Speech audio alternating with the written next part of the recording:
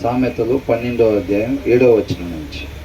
భక్తిహీనులు పాడై లేకపోవుదురు, నీతిమంతులు ఇల్లు నిలచును. ఒక్కొక్కడు ఇక్కడ ఏమనుందంటే the wicked die and disappear అని అంటున్నాడు. అంటే ఉండాల్సిన రీతిగా ఉండకుండా ఉండేవాళ్ళు అని అర్థం. భక్తిహీనులు అంటే ఎవరు? ఒక మనిషి ఏ రీతిగా ఉండాలో వాక్యం చెప్తా ఉంది, అవునా? దేవుడు మన సృష్టికర్త తన ఉద్దేశాన్ని తెలియపరుస్తున్నాడు. తన సృష్టి అయిన మనము ఏ రీతిగా ఉండాలో దేవుడు వాక్యం ద్వారా తెలియపరుస్తూ ఉన్నాడు అన్నమాట. కాబట్టి ఆ వాక్యాన్ని అనుసరించకుండా ఉండే వాళ్ళు భక్తిహీనులు, దుర్మార్గులు, ఈ పేర్లన్నీ కూడా వాళ్ళకి చెందినవి అన్నమాట. ఇక్కడ ఏమంటున్నాడు? ద విక్డ్ డై అని అంటే ఉండాల్సిన రీతిగా ఉండకుండా, అంటే వాక్యాన్ని అనుసరించకుండా ఉండేవాళ్ళు చనిపోయిన తర్వాత అంట ఏమవుతారంట? అండ్ డిసపియర్ అంటే లేకుండా పోతారు అని. అర్థమైందా? ఇప్పుడు యేసుక్రీస్తు వారు చనిపోయిన తర్వాత ఏమయ్యారు? లేకుండా పోయారా? మళ్ళా పునరుద్ధానమై తిరిగి లేచారు. ఇప్పుడు కూడా జీవించే ఉన్నారు. ఇక ఎప్పటికీ జీవించే ఉంటారు అన్నమాట. ఆయన్ని అనుసరించి ఆయన పోలి జీవించే వాళ్ళు కూడా ఆయన వల్లనే తర్వాత చనిపోయిన తర్వాత కూడా మళ్ళా వాళ్ళు పునరుద్ధానమై తిరిగి లేచి నిత్యము యుగయుగాలు తండ్రితో పాటు ఉండే వాళ్ళుగా ఉంటారన్నమాట. వాక్యాన్ని అనుసరించని వాళ్ళు అని. ద విక్డ్ డై, వాళ్ళు చనిపోయిన తర్వాత అండ్ డిసపియర్, ఇంకా లేకుండా పోతారు. అంటే తర్వాత రాజ్యం ఉంటుంది కదా, నూతన ఆకాశం నూతన భూమిలో వాళ్ళు ఉంటారంట, ఉండరంట. ఇంకా అర్థమవుతుందా? ఎవరుండరు? ఉండాల్సిన రీతిగా ఉండని వాళ్ళు భక్తిహీనులు అని అంటే ఉండాల్సిన రీతిగా ఉండని వాళ్ళు. ఉండాల్సిన రీతి ఏంటి అసలు? వాక్యాన్ని అనుసరించటం, సృష్టికర్త యొక్క ఆదేశానుసారంగా ఉండటం. ఆ దినాన ఆయన ఆదేశానుసారంగా ఉండలేదు కాబట్టి మరణాన్ని తెచ్చుకొని పడిపోయాం, అవునా? పాపం చేసి పడిపోయాం, మరణాన్ని తెచ్చుకున్నాం. ఈ దినానన్నా మనం ఏం చేయాలి? పోగొట్టుకున్న స్థితిని మరలా తెచ్చుకోవాలి అని అంటే ఉండాల్సిన రీతిగా ఈసారి ఉండాలన్నమాట. అలా కాకుండా మరలా వాక్యాన్ని తీసి పక్కన పెట్టి ఆ రోజు ఏం చేశారు? మీరు చావకుండా ఉండుటకు మీరు ఆ పండు తినకుండా ఉండటం మేలు అనేది వాక్యం, ఆయన మాట. దాన్ని తీసి ఏం చేశారు? వాళ్ళు పక్కన పెట్టారు. ఈ దినాన్ని కూడా వాక్యం తీసి పక్కన పెట్టామనుకోండి, ఏమైంది? మరలా యాజ్ ఇట్ ఈజ్గా ఆజ్ఞాతిక్రమణ చేయటం, మరలా పాపం చేసే మరణానికి గురి కావటమే ఉంటుంది అన్నమాట, అవునా? కాబట్టి ఒకసారి జరిగిన తప్పు మరలా ఇక చేయకుండా ఆయన కృపను బట్టి మనం రక్షించుకున్నాడు కాబట్టి ఆ రక్షణలో వృద్ధి చెందుతూ ఉండాలి అని అంటే నిర్మలమైన వాక్యం అనే పాల వలన మనం రక్షణలో వృద్ధి చెందుతూ ఉండాలన్నమాట.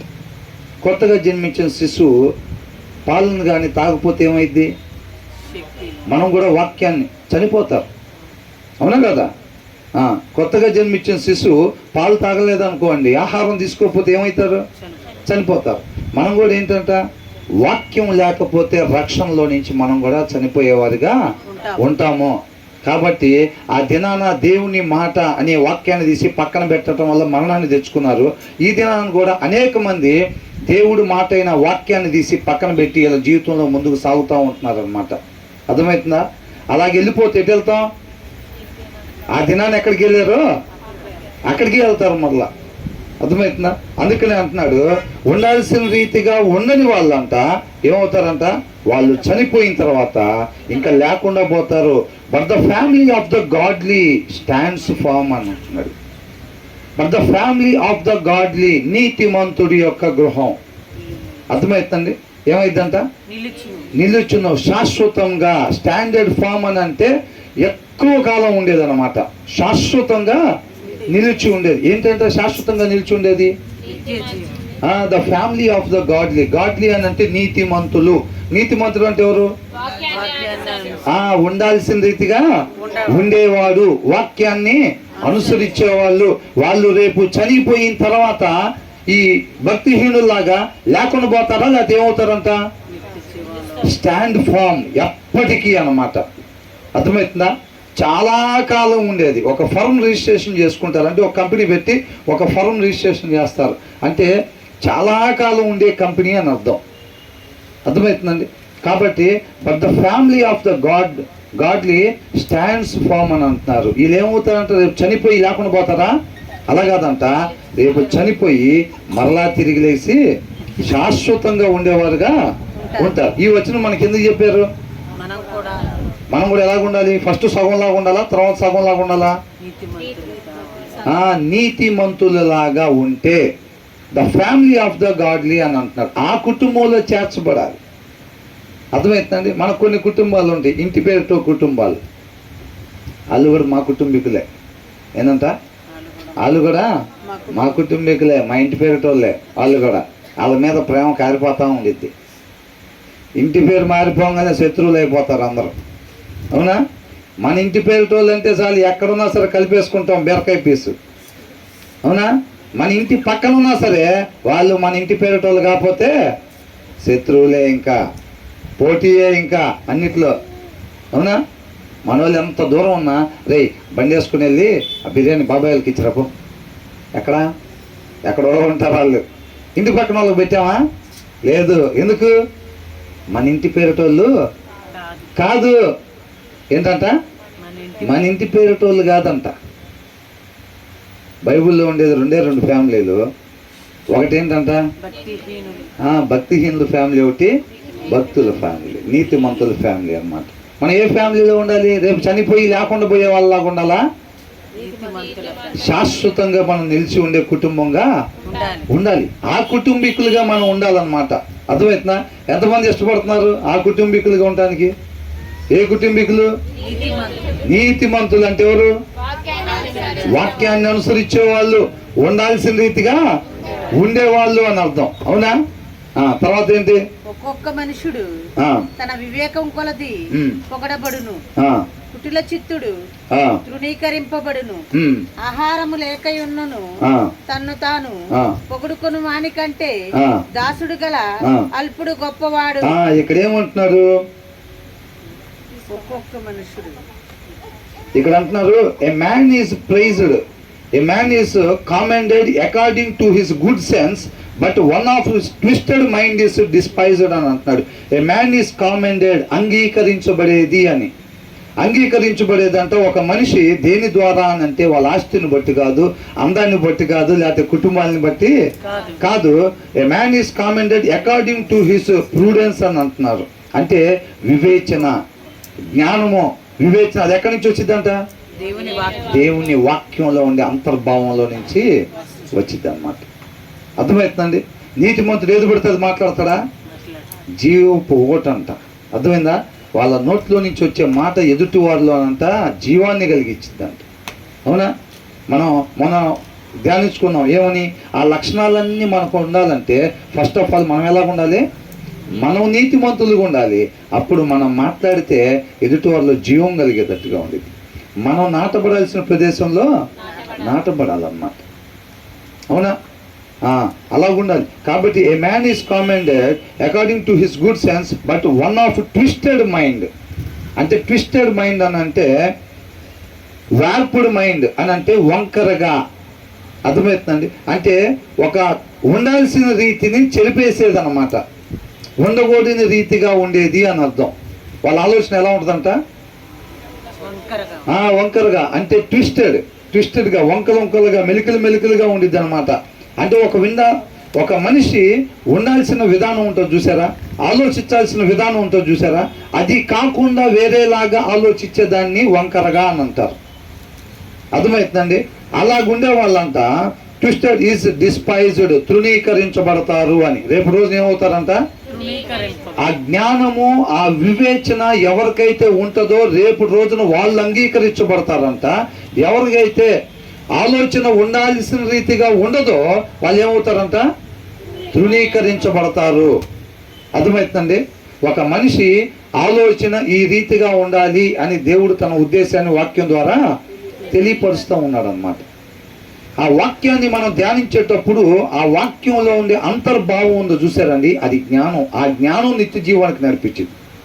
ఆ జ్ఞానం మనం ఎలా మాట్లాడాలో తెలియపరిచిద్ది. ఆ జ్ఞానం, ఆ వివేకం ఏం మాట్లాడాలో తెలియపరిచిద్ది. అర్థమవుతుందండి. అది లేకపోతే ఏమైంది?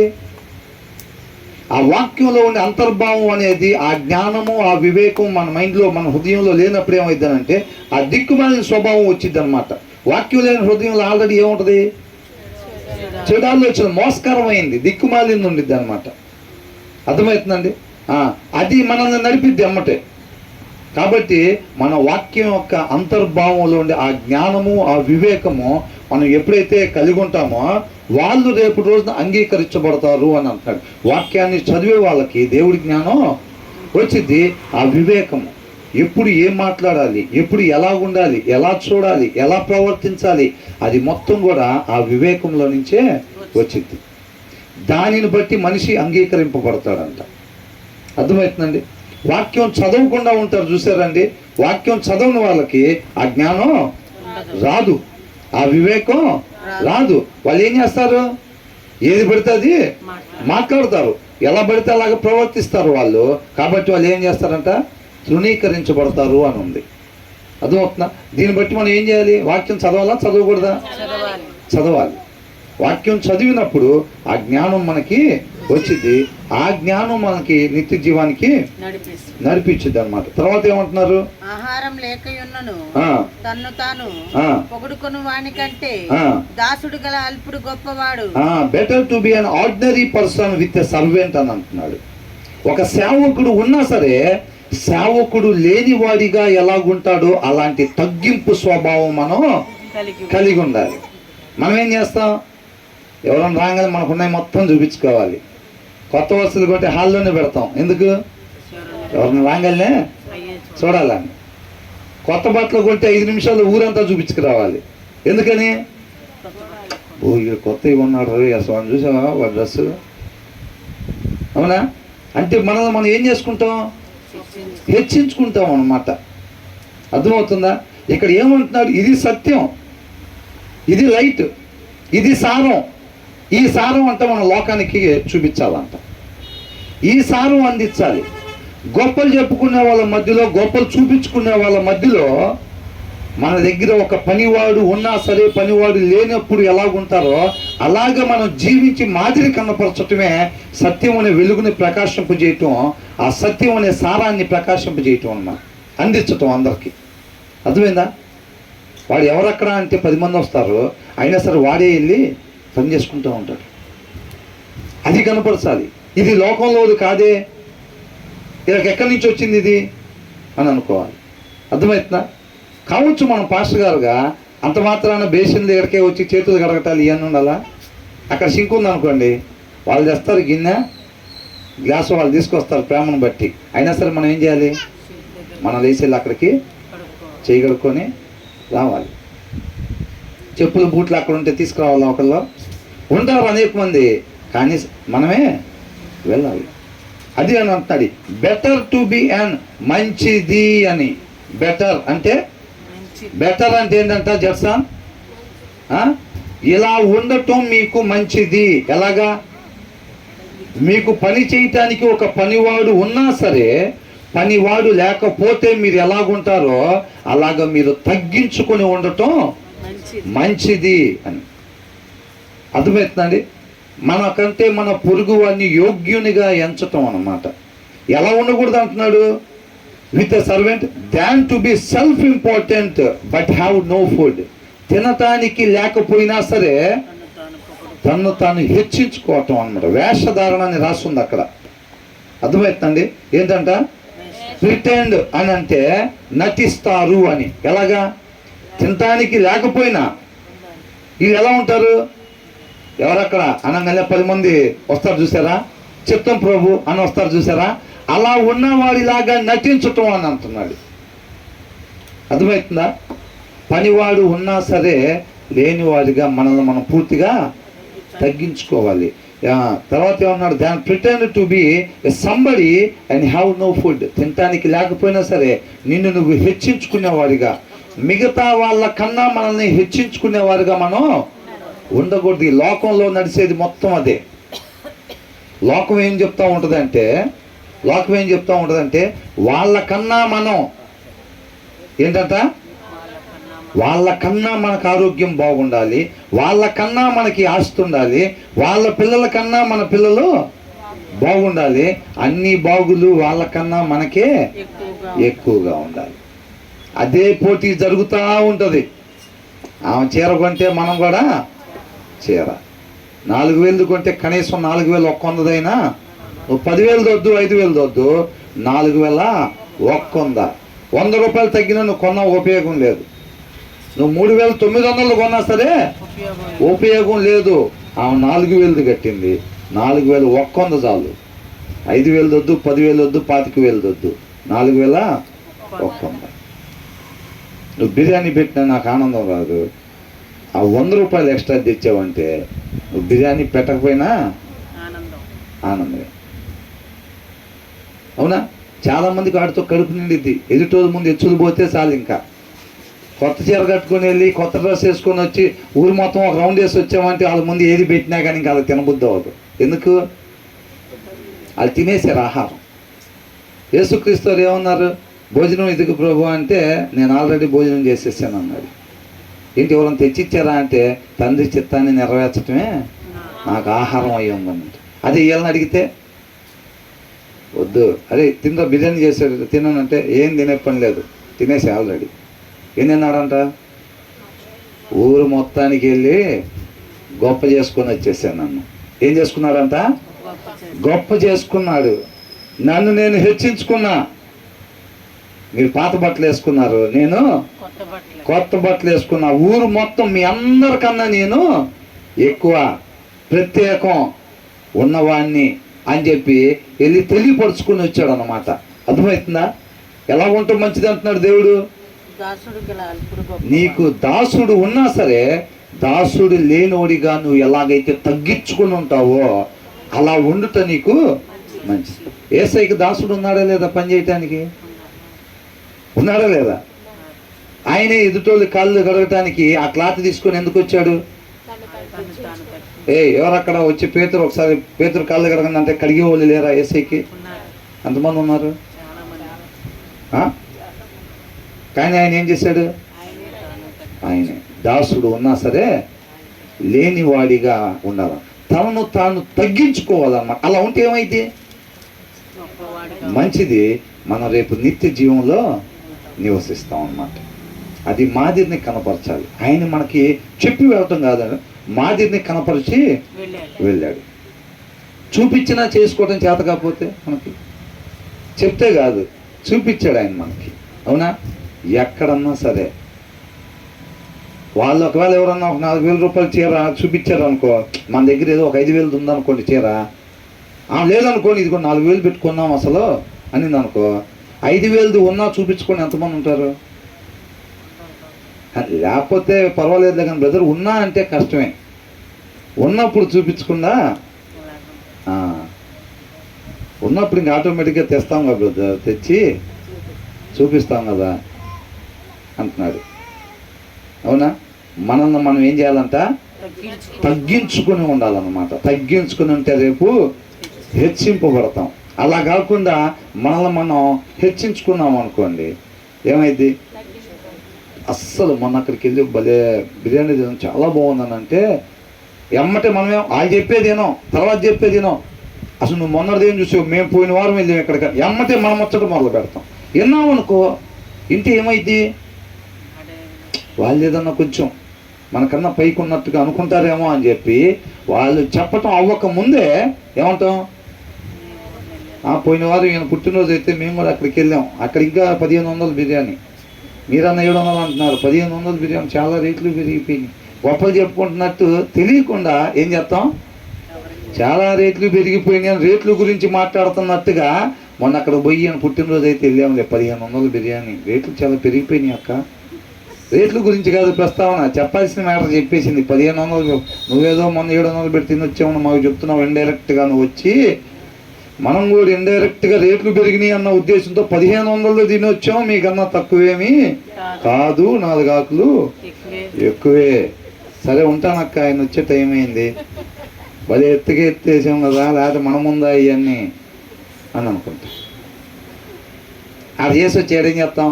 ప్రార్థన ప్రార్థన ప్రార్థన. వాక్యానికి టైం అయిపోయింది, స్నానం చేసి గవగవా వెళ్ళిపోవాలి. ఎవరిని చూపించాం అక్కడ? సాతాన్ ట్యాగం చూపించుకొని శుభ్రంగా చీకటిని ప్రకాశింపజేసి వచ్చి ఈడకి రాగానే ఏం చెప్తాం? అది అర్థమవుతుందా? నాకు పొద్దున వెళ్తా చిన్న ప్రేయర్ చేసుకుంటా, ఆఫీస్కి వెళ్తా చిన్న ప్రేయర్ చేసుకుంటా, ప్రభు ఈవినింగ్ గ్యాదరింగ్ గురించి అని ప్రార్థన చేసుకొని మధ్యలో ఈ సమయం అంతా ఏమైపోయిందని గుర్తొచ్చింది నాకు.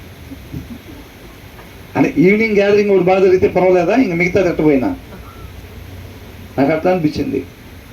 ప్రతి క్షణం గ్యాదరింగే,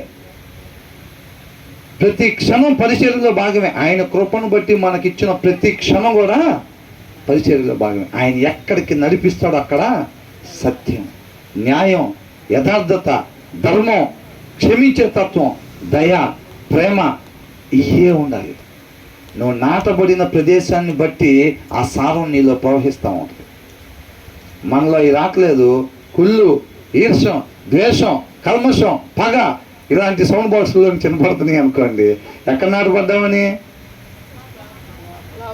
వాక్యంలో కాకుండా ఎక్కడ నాటబడినా నాశనమే. ఇంకా ఆ లక్షణాలు మనలో కనపడుతున్నాయి అని అంటే మనం నాటబడాల్సిన ప్రదేశంలో నాటబడి లేము అని అర్థం. మనలో ఆ లక్షణాలు ప్రవహిస్తున్నాయి, ఆ స్వభావం వస్తుంది అని అంటే మనం నాటబడాల్సిన ప్రదేశంలో లేదు. ఆ హృదయంలో వాక్యం అయిపోయింది, ఇక దిక్కుమాలిన స్వభావం ఉంది, మోసపూరితమైంది. ఇక ఆ ఏర్లు ఏం చేస్తున్నాయి? ఆ సారాన్ని లాక్కుంటున్నాయి. ఏర్లు ఏం చేస్తాయండి? ఆ కొమ్మలకి, ఆకులకి వీటిని ఏం చేస్తాయి? ఆ ఏర్లు ఆ భూమిలో ఉండే సారాన్ని లాగి కొమ్మలకి, ఆకులకి, ఫలాలకి పంపిస్తూ ఉంటాయి అన్నమాట. ఏర్లు పని అది. అర్థమవుతుందా? ఆ వాక్యంలో ఎప్పుడైతే మన హృదయంలో ఎప్పుడైతే వాక్యం అయిపోయిద్దో, వాక్యం లేదో, ఇక ఏం చేసిద్ది? ఆ దిక్కుమాలిన స్వభావాన్ని లాక్కొచ్చి ఇంప్లిమెంట్ చేస్తూ ఉంటుంది బాడీ. మన శరీరం ఇక దాన్ని అనుసరిస్తూ ఉండిద్ది అనమాట. అర్థమవుతుందా? ఎటు వెళ్ళిపోతాం అప్పుడు? వెళ్ళకూడని వైపు మనం వెళ్ళిపోతూ ఉంటాం. ప్రతి వచనంలో ఇలా ఉండొద్దు, మీరు ఇలాగా ఉండండి అని అంటున్నాడు అనమాట. సర్వెంట్ ఉన్నా సరే లేనివాడిగా తగ్గించుకొని ఉండటం మీకు మంచిది అంటున్నాడు. Than to be self important but have no food. తినటానికి లేకపోయినా సరే గొప్పలు చెప్పుకునేవాడిగా, మనల్ని మనం గొప్ప చేసుకునేవాడిగా ఉండకూడదు, తగ్గించుకుని ఉండాలి అన్నాడు. చెప్తే చెప్పుకొని కాక తర్వాత తెలిసిద్దిగా. ఆ దగ్గర 5,000 రూపాయలు చీర ఉందని ఎవరో ఒకరు చెప్తారు. అప్పుడేమని, అవునా నేను 4,000 రూపాయలు చీర ఉంటే పెద్ద గొప్పగా పోయి ఆమెకు చెప్పినప్పుడు ఆమె నోట్ల నుంచి ఏం మాట్లాడలేదే. 5,000 దగ్గర ఉందా? నిజంగా ఉందా అంటే నిజంగా ఆమె దగ్గర ఉంది.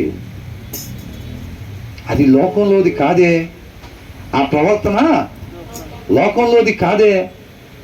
అది ఎలా జయించింది ఆ శరీరాన్ని? అక్కడ పడాలన్నమాట. అవునా? అది క్రీస్తుని కనపరిచేవారుగా తను తాను. ఆ రోజు నేను హెచ్చించుకుంటుంటే ఆ ముందు అయినా ఏమాత్రం మాట్లాడలేదే ఆమె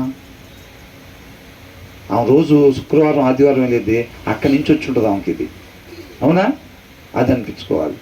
అవునా కదా? అదే నేను వెళ్ళే దగ్గరికి వాళ్ళు కూడా తీసుకొని వచ్చి టక్కన పాల్గొట్టి ఇట్లాగంటారు చూసారా? వాళ్ళైతే నేను 4,000 అనగానే ఉన్నా లేకపోయినా 6,000 ఉంది, మమ్మల్ని ఇంటికాడ పెట్టి వచ్చి అంటారు. ఏం ఉండదు. లేకపోయినా వాళ్ళు ఏమంటారు?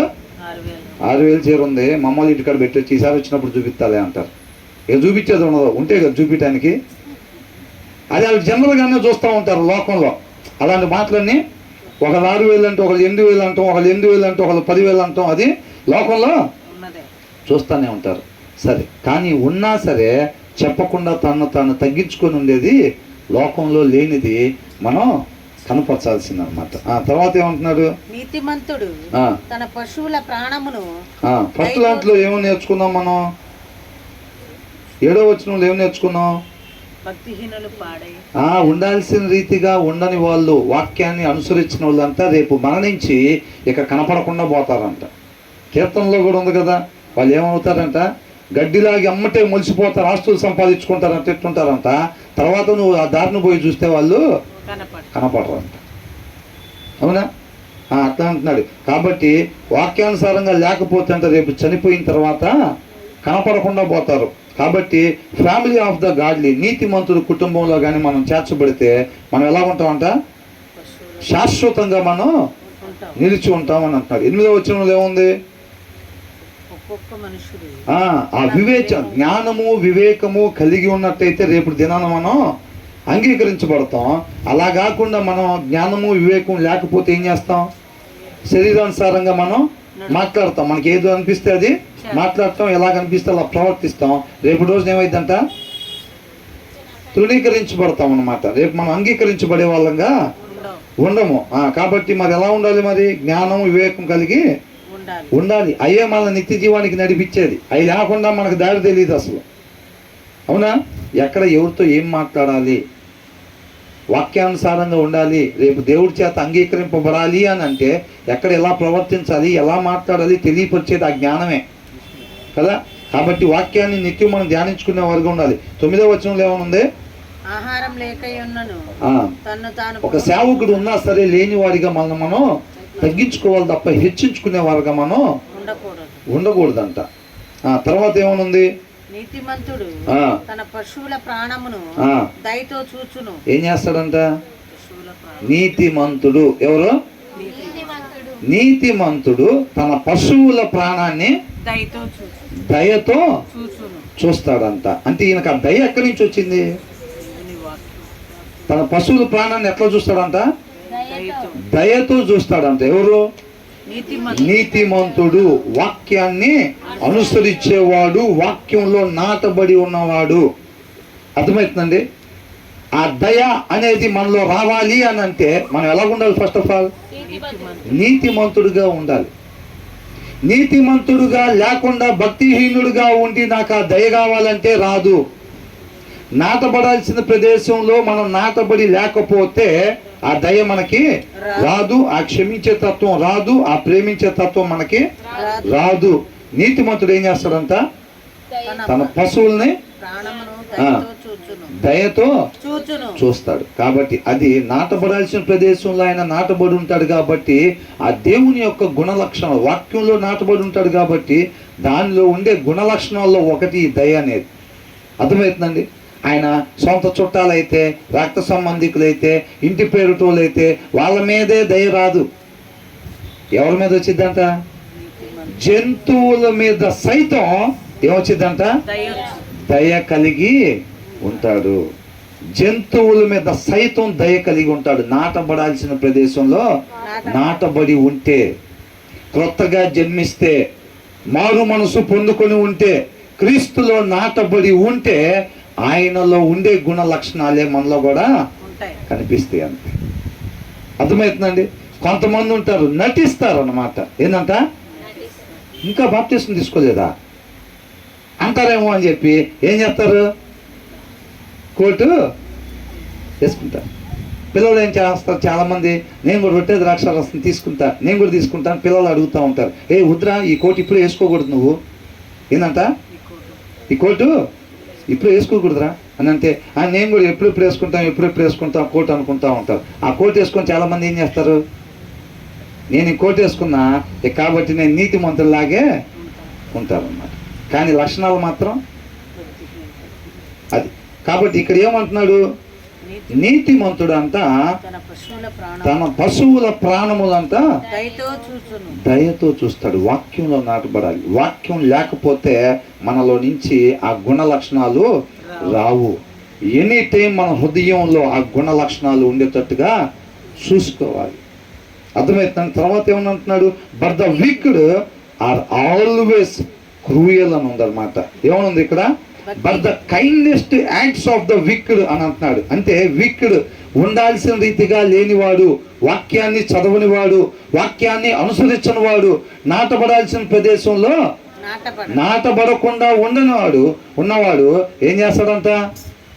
కైండెస్ట్ యాక్ట్స్ అంట. అంటే దయలో ఒక పీక్ లెవెల్, అంటే చాలా దయ ఉన్నవాడు ప్రవర్తిస్తాడు. చూసారా? అలా ప్రవర్తిస్తాడంట. ఎవరు? భక్తిహీనుడు. అసలు ఎంతగా దయ చూపిస్తాడంటే మన మీద. అంటే అది యాక్ట్స్, ఆ పనులు, ఆ నటన అంతగా ఏంట్రా నటించమంటే జీవిస్తున్నాడేంద్రా అన్నట్టుకుంటే అంత అసలు నిజంగా నీతిమంతుడు దయ చూపిస్తాడు. చూసారా? అంతకు మించి గ్లాస్ నిండిపోయిన తర్వాత కూడా పోస్తున్నాం అనుకోండి, ఏమైంది? కింద పోతా ఉంటాయి, పొర్లి పోతా ఉంటాయి. బిన్నె నిండిపోయినా సరే ట్యాప్ కట్టేయకపోతే ఏమైంది? భక్తిహీనుడు అంట దయ అట్లా కనపరుస్తూ ఉంటాడంట. ఎట్లాగా? అరే అసలు నీకు ఈ దేశం మొత్తంలో, ప్రపంచం మొత్తంలో నీకు ఒక్కడు బెస్ట్ ఫ్రెండ్ అంటే ఎవడో చెప్పురా. చిన్నప్పుడు ఇయ్యేగా మనకి, నీ బెస్ట్ ఫ్రెండ్ ఎవడో చెప్పురా. నీ బెస్ట్ అంటే బెస్ట్ ఫ్రెండ్ ఎవడో చెప్పురా. వీడి పేరు చెబుతాడేమో అని. అవునా? ఇతంట భక్తిహీనుడు, ఉండాల్సిన రీతిగా లేనివాడు, ముఖ్యం వాక్యంలో నాటబడి లేనివాడు. వాక్యంలో నాటబడి లేనివాడు ఏం చేస్తాడంట? అస్సలు దయ, విపరీతమైన దయ చూపిస్తాడంట. దాని వెనకాల ఏముంటుందంటే క్రూరత్వం ఉండిద్దంట. ఇక్కడ రాస్తుంది చూడండి, but the kindest acts of the wicked are cruel అని రాస్తుంది. లోపల ఏముంటుంది? క్రూరత్వం ఉంటుంది. మన నాశనం చేసే స్వభావం దాగుండిద్ది. పైకి ఎలా ఉంటాడు? మంచిగా. లాస్ట్ డేట్ ఇవాళ సాయంత్రం అని అంటే వాళ్ళు చెప్పడం. ఎప్పుడు చెబుతాడు? రేపు పొద్దున్న చెప్తాడు. అరే నీకు చెప్పడానికే వచ్చారా? అక్కడి నుంచి నీకు చెప్పడానికే వచ్చారా? ఇవి పోతాడు. పొంగల్ ఏమైంది? డేట్ అయిపోయి ఉండదు. నాకు అసలు ఎవడు చెప్పలేదు, వీడొక్కడే వచ్చి చెప్పాడు. కానీ డేట్ అయిపోయింది, అడుగు కూడా తెలియదు పాపం. అవునా? ఎవరు చెప్పలా, వీడొక్కడే మేలు కోరుకుని వచ్చి చెప్పాడు. కానీ ఏమైందంట? డేట్ అయిపోయింది. సరే డేట్ అయిపోయింది, పోయింది, ఎట్లాగో పోయిందిలా. కానీ నా మేలు కోరుకున్నాడు ఎవరు చెప్పలేదు. ఎంతమంది నా చుట్టుపక్కల. వీడొక్కడే ఆ కాలనీ నుంచి వచ్చి చెప్పాడు. వాడికి ఎప్పుడు తెలుసు? ఎంతకి డేట్ అవ్వకముందే తెలుసు. ఆ కైండెస్ట్ యాక్ట్స్ బాగా దయ ఉన్నట్టుగా షోయింగ్ అన్నమాట. అర్థమవుతుందండి? కాబట్టి నాటబడాల్సిన ప్రదేశంలో నాటబడకపోతే ఏం చేస్తారంట? బాగా దయగలిగిన వాళ్ళలాగా యాక్టింగ్ చేస్తారన్నమాట. దాని వెనకాల క్రూరత్వం దాగి ఉంది. అలా ఉంటుంది అన్నమాట. కాబట్టి ఈ దయగలవాడు ఏం చేస్తాడు? మనుషుల మీదే కాదు, పశువుల ప్రాణాల మీద సైతం ఏం చేస్తాడంట? దయతో చూపిస్తాడు. ఎందుకని? ఈయనకి ఎక్కడి నుంచి వచ్చింది అసలు? అది నాటబడాల్సిన ప్రదేశంలో ఉన్న గుణ లక్షణాలు ఆ భూమిలో నుంచి, ఆ సారంలో నుంచి ఆ వ్యక్తిలోకి వస్తున్నాయి. ఇందాక బ్రదర్ అన్నారు, ఏమన్నారు ఒక మాట? నన్ను ముడితే నీ కనుగుడ్డును ముట్టినట్టే అని చెప్పి నువ్వు మాట ఇచ్చావు కాబట్టి అని అన్నారు. మనం ఎలాగ ఉంటే నన్ను ముడితే నీ కనుగుడ్డును ముట్టినట్టు? నీతిమంతులుగా ఉంటే మాత్రమే. నువ్వు నేను నీతిమంతులుగా లేకపోతే మనల్ని ముట్టుకుంటుంటే దేవుడు ఏం చేస్తాడు? చూస్తూ ఉంటాడు. అయిపోయినట్టే. అవునా? మనం మోసం చేసుకొని దేవుడు నాకు తోడుకున్నాడు కదా అని చెప్పి మనం అనుకుంటే ఏమైపోయింది? అయిపోయిందా లేదా? అయిపోయింది. ఆయనగా తెలుసుకోవాలి. ఆయన నిజంగా నాకు తోడుగా ఉన్నాడు. దావీదు చూసారా? 11వ కీర్తన ఎలా చెప్తున్నాడు? నేనెందుకు పారిపోవాలంటున్నాడు. దావీదుకున్న కాన్ఫిడెంట్ ఏంటి? ఆయన నన్ను చూస్తున్నాడు. నన్ను ముడితే ఆయన కనుగుడ్డును ముట్టినట్టే. నాకు తెలుసు ఆయన నాకు తోడుగా ఉంటాడు. నేను అనుభవిస్తున్నది ఆ ఫీల్, దేవుడు తోడుగా ఉన్న ఫీల్ దావీదుకి స్పష్టంగా తెలుసు అన్నమాట. దుష్టులు బాణాలు ఎక్కుపెట్టున్నారు, ఏమీ కాదు నాకు. ఎందుకని? దేవుడు తోడుగా. మనం చెప్పగలుగుతాం అట్లా? మనం చెప్పగలుగుతామా? నీతిమంతులమే ఏమైనా తేడా పడితే ఎందుకు వచ్చినా కూడా ముందు మనం కూడా పారిపోతే బెస్ట్. ఏమంటా? ముందు మనం కూడా ఎందుకైనా మంచిది, పారిపోతే బెస్ట్ ముందే అని అనుకుంటారు. అర్థమవుతుందా? అంటే వీళ్ళకుందా నమ్మకం? వీళ్ళకే తెలియదు మనం అసలు దేవుడు మనకు తోడుకుంటాడంటారా? మనకు తోడుకుంటాడంటావా? ప్రార్థనకి వెళ్తున్నాం కరెక్టే, మనం ప్రార్థన చేస్తే దేవుడు ఆలకిస్తాడంటావా అని అనుకుంటాం. డౌట్ కొంతమందికి, దేవుడు మనం తోడుకున్నారా లేదా? ఇంతకీ చీకట్లో బొమ్మంటే దేవుడు తోడుకున్నాడంటావా? ఇంతకీ ఏదంట? అయ్యా పొరపాట్లు లేకుండా ఉన్నాడని మనం అనుకుంటే మాత్రం అయిపోయినట్టే. వాకిట్లోనే ఉంటాడు. ఎవరు? సత్క్రియ చేయకపోతే ఎక్కడ ఉంటాడంట? వాకిట్లో, పక్క లైన్లో కూడా కాదంట, గుమ్మం కాదు ఉంటాడంట కాసుకొని. ఒక్క జంప్ చేస్తే పీక మీద పడేటట్టుగా. అవునా?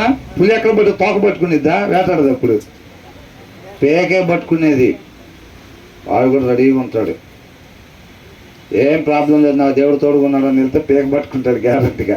కాబట్టి క్లారిటీ చక్కగా ఆ సహవాసం బలం ఉండాలి ఎప్పుడైనా, అవునా కదా? కాబట్టి అంటే దీంట్లో మనం ఎలాగ ఉండాలి? నీతిమంతుడు షోయింగ్ చేసే వాళ్ళలాగా మనం ఉండకూడదు. ఉండకూడదు అనమాట. నటించేవారిగా ఉండకూడదు. ఇక్కడ ఓకే చలామణి అయిపోయింది, రేపు రోజున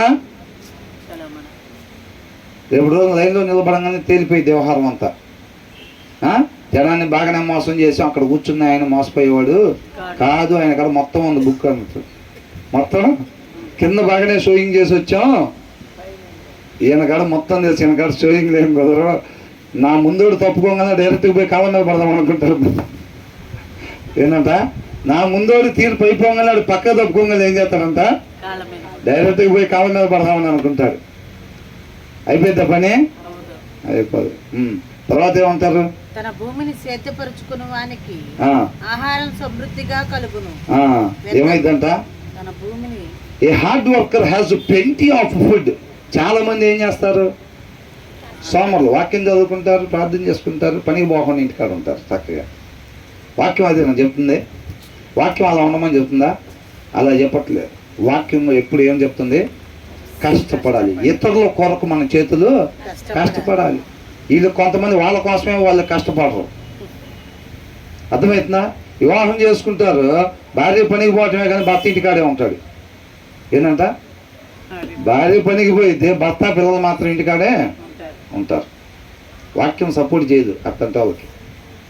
వాక్యం అని అంటుంది కష్టపడి పని చేసుకోవాలన్నట్టున్నా. సోమరులాగా ఉండొద్దు.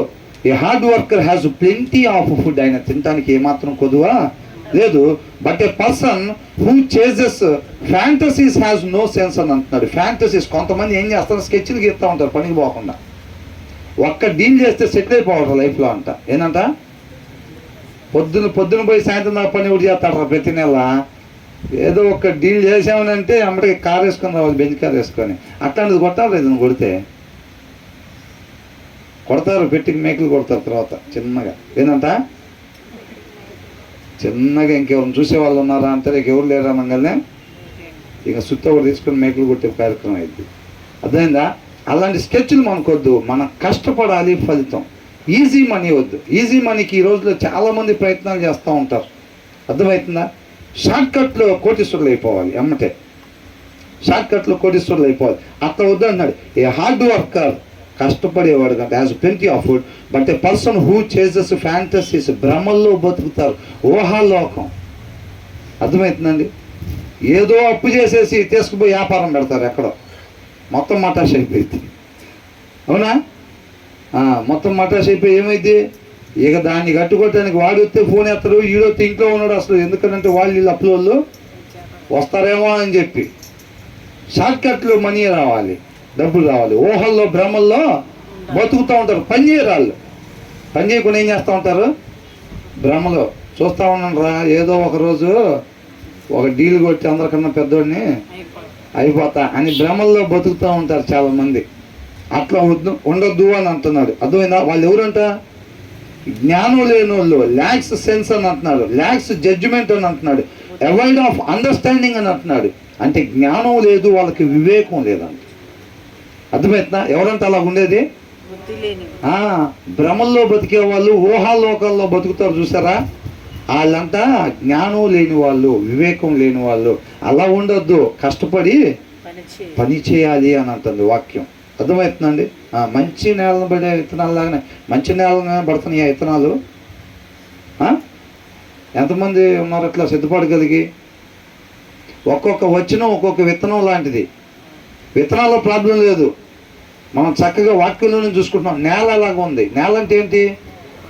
హృదయం. మన హృదయ సిద్ధపాటు ఎలాగుందంటున్నా, అది దేవుడి మాట. ఏది చెప్పబడిద్దో, ఇప్పుడు రాబోయేది ఏదైతే వచ్చిద్దో, పలకబడిద్దో, దాన్ని నేను ముందే అనుసరించడానికి నేను సిద్ధంగా ఉన్నాను. ఇక నా కండిషన్స్ ఏమి లేవు. తర్వాత వచ్చి నువ్వు ఏదైతే చెప్పబోతున్నాడు అది దేవుని మాట, దేవుని ఉద్దేశం. నేను అందరూ తీర్మానం తీసుకున్నా. తర్వాత చదవబోయే వచనం గురించి నేను ముందే తీర్మానం తీసుకున్నా. ఏంటంటే ఆ తీర్మానం, ఏదైతే చెప్పబడద్దో దాన్ని నేను ఖచ్చితంగా అనుసరించాలి. ఏం చెప్పబడిద్దో నాకు తెలియదు, కానీ అది ఏదైతే చెప్పబడిద్దో దాన్ని నేను అనుసరించాలి. అంతే, ఆ సిద్ధపాటు ఉండాలన్నమాట. ఆ తర్వాత ఏమంటున్నారు? భక్తిహీనులు ఆ,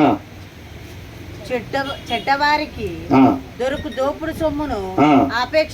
ఆపేక్షించుదురు. ఏం చేస్తారన్న? భక్తిహీనులు అంటే ఎవరిల్లు? చెడ్డవారు.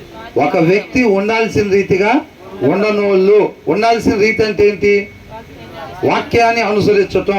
వాక్యాన్ని చదవనోళ్ళు, వాక్యాన్ని అనుసరించకుండా ఉండేవాళ్ళు అని భక్తిహీనులు అని అంటే. ద విక్డ్ అని ఉంది, థీవ్స్ అని ఉంది. అర్థమవుతుందండి? విక్డ్ అని అంటే ఉండాల్సిన రీతిగా ఉండని వాళ్ళంతా. వాళ్ళు ఏం అపేక్షిస్తారంట? దోపుడు సొమ్మును ఆపేక్షించుదురు. వాళ్ళు ఏమి ఇష్టపడతారంట? ఎదుటివాడు దోసుకుని వచ్చిన దాన్ని అంట వీళ్ళు ఇష్టపడతా ఉంటారంట. వీళ్ళు కష్టపడకుండా, అవునా? కష్టపడకుండా ఏం చేస్తారు? వాడు దోసుకుని వచ్చిన దాన్ని చూసి ఆశపడతా ఉంటారు. ముగ్గురు దొంగలుగా ఉంటారు. ముగ్గురు దొంగతనం చేసుకొచ్చి పంచుకుంటేనంటే వీడు తీసుకున్న దాంట్లో తృప్తి లేక వాళ్ళిద్దరికి వచ్చిన దాన్ని చూసి ఈర్షపడతా ఉంటారంట. అది ఎక్కడుందో తృప్తి? దేవునిలో మాత్రమే తృప్తి ఉంది. చూసారా? భక్తిహీనులు దొంగతనం చేసుకొచ్చారు, 1 కోటి రూపాయలు తెచ్చుకున్నారు, తలా ఒక 33 లక్షలు తీసుకున్నా సరే వీడికి వచ్చిన 33 లక్షలను బట్టి వీడికి సంతోషం లేదు. ఆ పక్కనోడికి 33 లక్షలు వచ్చినాయి ఆడికి. అవునా? అట్లా ఉంటుందంట. భక్తిహీనుడి స్వభావం అలా ఉండిద్ది అనమాట. అంటే ఆ ఈర్ష్య, ఆ కుళ్ళుబోత్తనం అది ఎక్కడి నుంచి వచ్చింది? అది ఎక్కడి నుంచి వచ్చింది? నాటబడాల్సిన ప్రదేశంలో వాళ్ళు నాటబడలేదు కాబట్టి వాళ్ళలో ప్రవహించే గుణలక్షణాలు ఏమున్నాయి? ఇయే ఈర్షపడటం, కుళ్ళుకోవటం, ద్వేషించటం, ఈయన అయ్యే ఉన్నాయి. కాబట్టి వాళ్ళు చక్కటి పేరుతోటి పిలుస్తున్నారు, వాళ్ళని పేరు పెట్టి పిలుస్తున్నారు. ఏంటంటే వాళ్ళ పేరు భక్తిహీనులు. ఒకవేళ మనలో అవి ప్రవహిస్తుంటే మనలో కూడా కుళ్ళు, ఈర్ష, కల్మషం ఇట్లాంటివి మనకి నడుస్తున్నాయి అనుకోండి, మనలో కూడా మనం ఎవరంట? భక్తిహీనులమే. మనం ఒప్పుకున్నా ఒప్పుకోకపోయినా సరే. అర్థమవుతుందండి? అన్ని ప్రదేశాల్లో మనం వ్యతిరేకంగా ఉన్నామని కాదండి. దేవుడి కృపను బట్టి చాలా విషయాల్లో మనం వాక్యానుసారంగా ఉంటాము. కానీ కొన్ని చోట్ల ఎక్కడైతే సరి చేసుకోవాల్సింది ఉంటుందో ఆ ప్లేస్లో మనం సరి చేసుకోవటానికి వాక్యం అనే అర్థం దేవుడు మన ముందు ఉంచుతున్నాడు అన్నమాట. అర్థమవుతుందండి? ఎక్కడెక్కడ ఎవరెవరైతే మనం సరి చేసుకోవాలో దాన్ని మనం ఇష్టపడి మనం సరి చేసుకునేవారుగా ఉండాలి. దేవుడు సహాయం చేస్తాడనమాట. యోషువాకి ఏం చెప్పాడు? అసలు మేము చిన్న పట్టణం మీదకి వెళ్ళి ఎందుకు ఓడిపోయాం ప్రభా? ఆ జనాలు అడిగితే నేనేం చెప్పాలని చెప్పి మొహం నేలకి పెట్టి ప్రార్థన చేస్తే దేవుడు ఏమన్నాడు? అక్కడికి పోయి నువ్వు చెప్పు, నేను సరి చేసుకుంటాను అన్నాడు. సరి చేసుకోవటానికి యోషువ ఇష్టపడ్డాడు కాబట్టి దేవుడు పలానా దగ్గర మిస్టేక్ జరిగిందని చెప్పి సహాయం చేశాడు. మనం సరి చేసుకోవటానికి ఇష్టపడితే దేవుడు సహాయం చేస్తాడు. అలా కాకుండా శుక్రవారం ప్రార్థన చూసుకుందాం, శుక్రవారం స్నాక్స్ తీసుకుందాం, వెళ్ళిపోయి మిగతా సీరియల్ చూసుకుందాం అని అంటే నువ్వు శుక్రవారం చేసే ఏ ప్రార్థన కూడా దేవుడు ఆలకించడు. అర్థమవుతుందండి? ఆ దినానికి అది వాక్యానికి విరుద్ధంగా ఉన్నప్పుడు విడిచిపెట్టుకోవటానికి ఇష్టపడితే నీ ప్రార్థన ఖచ్చితంగా సిలువ మీద 2వ దొంగ ప్రార్థన విన్నట్టుగా దేవుడు వినటానికి ఇష్టపడతా ఉన్నాడు అనమాట. అవునా? దావీదు ఏం చేశాడు? నేను పాపం చేశానని ఒప్పుకున్నాడు. ఇక మళ్ళీ తర్వాత ఇప్పుడు పాపం చేసి దీని వరకు తుడిసేసుకొని మళ్ళీ కంటిన్యూ చేసుకుందాం అనుకున్నాడా? ఇక ఎప్పుడు నేను ఆ స్థితిలోకి వెళ్ళకూడదు అని నిజమైన పశ్చాత్తాపం తన హృదయంలో పొందుకొని విడిచిపెట్టడానికి ఇష్టపడి ఆయన పాదాల మీద పడ్డాడు. అంతే. దేవుడు ఏం చేశాడు? అంగీకరించాడు. అవునా? సహాయం చేశాడు. చక్కగా మంచులాగా తెల్లగా ఉండేటట్టుగా మళ్ళీ తయారు చేసుకున్నాడు దావీదు. అవునా కదా? తన వృద్ధాప్యం అందు కూడా తన హృదయం అంటే దేవుడికి అంగీకారంగా ఉంది అని రాయబడింది అన్నమాట బైబిల్లో. మనం విడిచిపెట్టడానికి, సరి చేసుకోవటానికి దేవుడు ఏదైతే తన ఉద్దేశాన్ని తెలియపరుస్తున్నాడో తన వాక్యం ద్వారా సరి చేసుకోవటానికి ఇష్టపడితే ఆ దినాన దావీదుని దగ్గరికి తీసుకున్నట్టుగానే యోషువను మరలా దగ్గరికి తీసుకున్న అదే ప్లేస్లో విజయాన్ని ఇచ్చాడా లేదా? ఇచ్చాడు. మనకు కూడా ఖచ్చితంగా మన ఆత్మీయ జీవితంలో విజయాన్ని దయచేస్తాడు. అది కేవలం వినటానికి, అది కేవలం చదువుకోవటానికి మాత్రమే, కానీ అనుసరించడానికి పనికిరాదని అనుకున్నాడు అనుకోండి, ఏమైంది? ఆ దినాన్ని ఏం జరిగిందో ఆయన దేవుడు ఆయన అట్టగే మాట్లాడతాడు.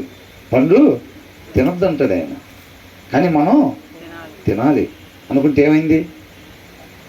ఇవాళ కూడా అట్లాగే అంటే వాక్యంలో అంతే ఉంటుందండి, అట్ట కాకుండా దొంగతనాలు చేయమని ఉంటుందా? ఉండదు కదా. వాక్యంలో అంతే ఉంటుంది. శుక్రవారం ఆదివారం వింటూ ఉండాలి మనం క్రైస్తవులం కాబట్టి. మనకు నచ్చినట్టుగా మనం చేసుకోవాలి. యాజ్ ఇట్ ఈజ్గా ఆదాము వల్లగా బయటికి నిత్య జీవంలో నుంచి బయటికి నెట్టబడాలి. అంతేనా? వాళ్ళు ఏం చేశారు? ఏదైనా తోటలో నుంచి బయటికి నెట్టేయబడ్డారు అన్నమాట. వాక్యంలో అలాగే ఉంటుందండి. అన్నీ చేస్తామే, అన్నీ చేయకపోతే అలాగలాగానే నెడతారు నిత్య జీవంలో నుంచి బయటికి. ఆ తర్వాత ఏమనుంది ఇక్కడ? నీతిమంతుల వేరు ఆ చిగురించును. నీతిమంతులు అంటే ఎవరు? వాక్యాన్ని అనుసరించే వాళ్ళు, ఉండాల్సిన రీతిగా ఉండేవాళ్ళు. నీతిమంతుల వేరు ఏమైందంట? చిగురించును. చిగురించటం అంటే జీవం పోసుకుంటుంది అని అర్థం. అర్థమవుతుందండి? ఏం చేసిద్దంట? జీవాన్ని ఏదైతే మనకేం కావాలి? జీవం కావాలి మనకి. నీతిమంతులు ఏం చేస్తారంట? జీవాన్ని పొందుకుంటూ ఉంటారనమాట. ఆయనలో నాటబడి ఉంటాడు కాబట్టి నీతిమంతుడు. ఆయన గుణలక్షణాలు ఈయనలో ప్రవహిస్తూ ఉంటాయి.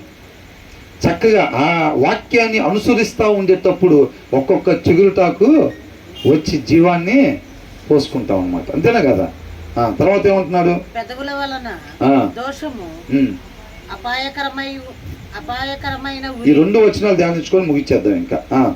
The wicked are trapped by their own words అని అంటున్నాడు.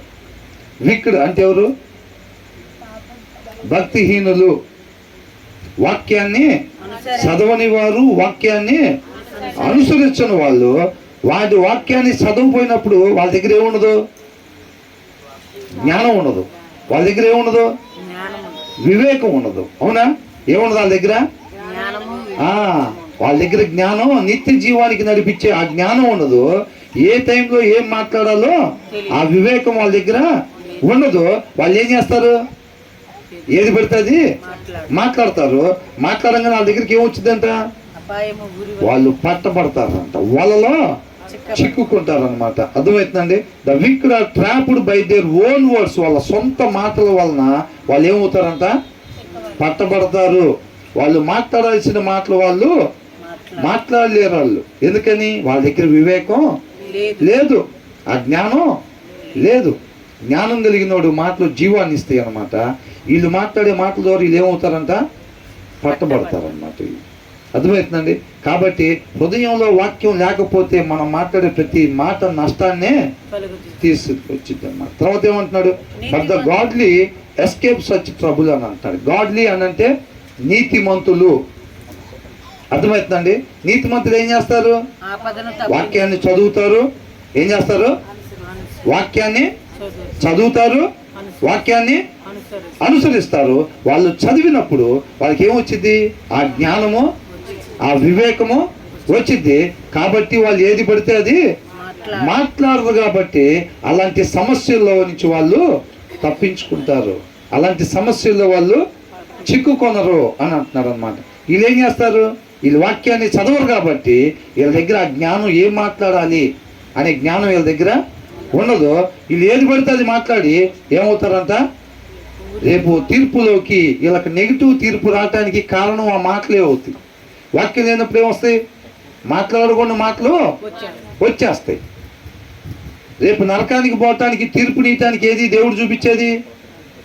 ఆ మాటలు ఉన్నాయి చూసారా? వాక్యం లేకుండా మాట్లాడారు కదా, వాక్యం లేకుండా ప్రవర్తించారు కదా.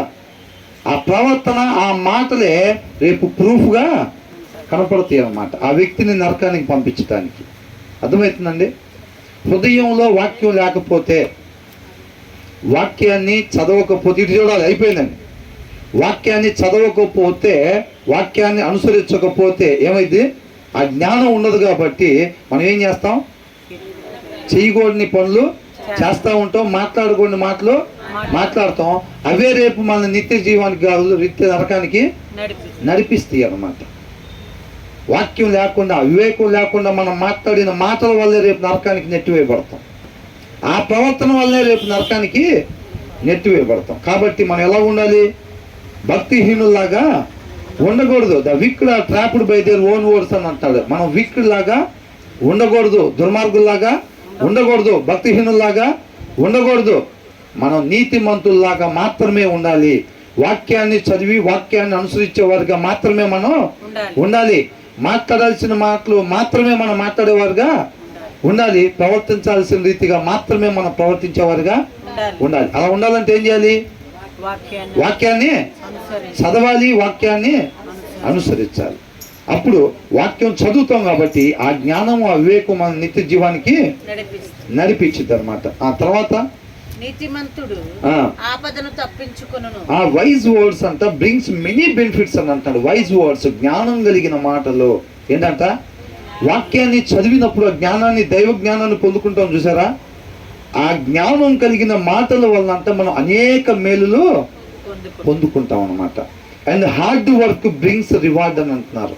ఆ వాక్యం కలిగిన వాళ్ళు చేసే పనులు ఉంది చూసారా, దానికి బహుమానం తీసుకుంటారు. దానికి సంబంధించిన మంచి బహుమానాలు జ్ఞానం కలిగిన వాళ్ళు, దేవుడి జ్ఞానం కలిగిన వాళ్ళు ఏం చేస్తారు?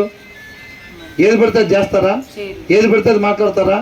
అలా మాట్లాడరు. కాబట్టి wise words brings many benefits, వాళ్ళకి ఎన్నో మేలులు కలుగుతాయి అన్నమాట. వాళ్ళ నోట్లో నుంచి వచ్చే ప్రతి మాట వల్ల మేలు కలిగిద్ది. వాళ్ళు చేసే ప్రతి పని వల్ల, ఆ జ్ఞానం కలిగి ఉన్న వ్యక్తి చేసే ప్రతి పని వల్ల తనకి బహుమానాన్ని పొందుకుంటా ఉంటాడు అనమాట. తర్వాత ఏమంటున్నాడు? ఒకడు తన నోటి ఫలము చేత తృప్తిగా మేలు పొందును. ఒకరు ఏమన్నారు? Fools think their own way is right. వాక్యం చదవనోడు ఏమనుకుంటాడంటే వాడికి వచ్చిన ఆలోచనే నెంబర్ 1 ఆలోచన అనుకుంటాడు. నాకు తెలుసు కదా, ఎవడేం చెప్పినా కానీ వినడు. ఇంకా ఏమనుకుంటారు? వాక్యం చదవని వాళ్ళు ఏమనుకుంటారంటే తనకు వచ్చిన ఆలోచనే నెంబర్ 1 ఆలోచన, అదే కరెక్ట్ వే అని అనుకుంటారంట. అర్థమవుతుందండి? The way of fools seems right to them అని అంటున్నారు. వాళ్ళకి ఏమనుకుంటారు? వాళ్ళకి అనిపించిందే, వాళ్ళకి అనిపించిందే కరెక్ట్ మార్గం అని అనుకుంటారంట. ఎవరు వాళ్ళు? వాళ్ళకి పేరు పెట్టబడింది ఏంటంట? భక్తిహీనులు, ఫూల్స్ అని రాస్తుంది. అర్థమవుతుందండి? మనకు కూడా ఒకవేళ కనిపిస్తుంది అనుకోండి, ఎవరు చెప్పినా ఏం వినకుండా నష్టపోవటం, పద్దాకలా అవమానపడుతుంది చేస్తున్నాం అనుకోండి, మనం ఏం ప్రాబ్లం? భక్తిహీనులు. ఆ జ్ఞానం లేదు, వాక్యంలో ఉండే జ్ఞానం, వివేకం లేక మనం ఏం చేస్తున్నాం? మనకి ఏది అనిపిస్తే అది చేస్తున్నాం అనమాట. But the wise listen to others అని అంటున్నాడు. బట్ ద వైజ్, జ్ఞానవంతులు అంట న్యాయవంతులుగా ఇచ్చే సలహాలు ఉంటాయి చూసారా, ఆ సలహాల్ని రిసీవ్ చేసుకుంటారనమాట. మనం అనుకున్నాం ఏమని? న్యాయంగా ఉండేవాళ్ళు సలహాదారులుగా ఉంటే ఆ గవర్నమెంట్ నుంచి వచ్చే పథకాలు అనేక మందికి మేలు కలుగు చేస్తాయి అన్నమాట. న్యాయంగా ఇచ్చే సలహాలు మనం ఏం చేయాలి? తీసుకొని దాని ప్రకారంగా మనం ముందుకెళ్ళే వాళ్ళంగా ఉండాలి. భక్తిహీనుడు ఏం చేస్తాడు? న్యాయంగా ఎవరన్నా సలహా ఇచ్చినా సరే తీసుకోడు. దానికన్నా ఈయనకొచ్చిన ఆలోచనే మంచి ఆలోచన అని ఈయన కనిపించి ఖచ్చితంగా ఈ ఆలోచన ప్రకారంగా ముందుకు పోయి గుంటలో పడిపోతాడు. అంతే, ప్రతిసారి అంతే జరిగింది. లోపం ఎక్కడ? తన దగ్గర జ్ఞానం లేదు. అవునా? ఏది కరెక్ట్ అనేది తెలుసుకునే జ్ఞానం లేదన్నమాట. ఆ జ్ఞానం లేకపోవటం వల్ల తనకొచ్చిన ఆలోచనే మంచి ఆలోచన అనుకొని దాన్ని ఆలోచన ఇంప్లిమెంట్ చేసి పద్దాకలా నష్టపోతూ ఉంటాడు అనమాట. కాకపోతే వైజ్ జ్ఞానవంతుడు ఏం చేస్తాడు? వాక్యాన్ని చదివే వాళ్ళకి దేవుడి జ్ఞానం వచ్చింది కదా, ఆ జ్ఞానవంతుడు నలుగురు సలహా ఇచ్చినప్పుడు ఏది వాక్యానుసారంగా ఉంది, ఏది మేలుకరం అనేది తను తెలుసుకోగలుగుతాడు అనమాట. వాక్యం చదివినప్పుడు ఆ జ్ఞానం వచ్చింది మనకి. వాక్యం చదవకపోతే ఏమైందనంటే మనకు అనిపించిందే చేసి నష్టపోతూ ఉంటాం. కాబట్టి ఈ 15వ వచనం వరకు ధ్యానించుకున్నాం చాలు, మిగతాది మనం తర్వాత ధ్యానించుకున్నాం. మరలా ఒకసారి ఇంటికి వెళ్ళిన తర్వాత చదవండి. ఒక్కొక్క వచనం కూడా ఏదైతే ఉందో దాని ప్రకారంగా మనం ఉండేవారుగా